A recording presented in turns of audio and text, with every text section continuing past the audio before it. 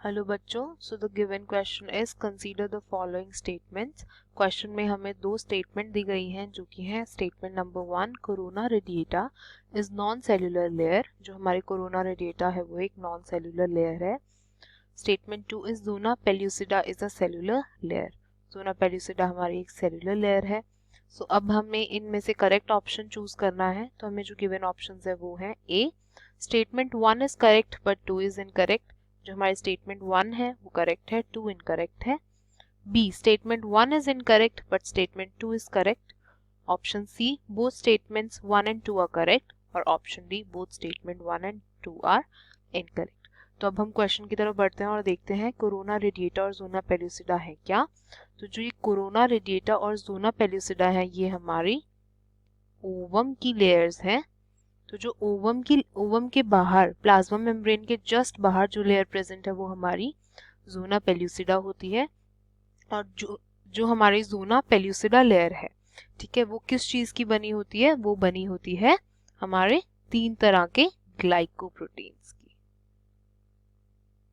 ये हमारी एक नॉन सेलुलर लेयर है जो कि हमारी ग्लाइकोप्रोटीन्स की बनी होती है, ठीक है। अगर हम कोरोना रेडिएटा की बात करें तो कोरोना रेडिएटा है जो वो ज़ोना पेल्यूसिडा के बाहर प्रेजेंट होती है, ठीक है। और कोरोना रेडिएटा किस चीज की बनी होती है? कोरोना रेडिएटा हमारी बनी होती है फॉलिकुलर सेल्स की।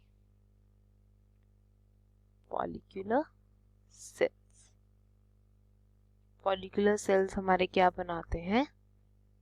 Corona radiata. तो कोरोना रेडिएटा हमारी क्या हो जाती है? ये हमारी एक सेल्यूलर लेयर हो जाती है। तो कोरोना रेडिएटा वुड बी एक सेल्यूलर लेयर। तो अब हम देखते हैं हमारे स्टेटमेंट्स क्या गिवन है। हमारे स्टेटमेंट गिवन है option 1, corona radiata is a non cellular layer. ये इनकरेक्ट स्टेटमेंट है बिकॉज कोरोना रेडिएटा जो कि हमारी फॉलिकुलर सेल्स की बनी है तो वो एक क्या हो गई? एक सेल्यूलर लेयर हो गई।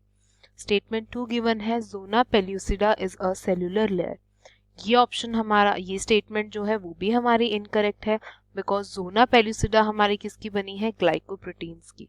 3 डिफरेंट टाइप की ग्लाइकोप्रोटीन्स होते हैं जो कि हमारे ज़ोना पेल्यूसिडा को फॉर्म करते हैं। तो हमारी दोनों ही स्टेटमेंट ऑप्शन 1 जो हमारी स्टेटमेंट है, स्टेटमेंट 1 एंड स्टेटमेंट 2, ये दोनों ही स्टेटमेंट हमारी क्या है? इनकरेक्ट है।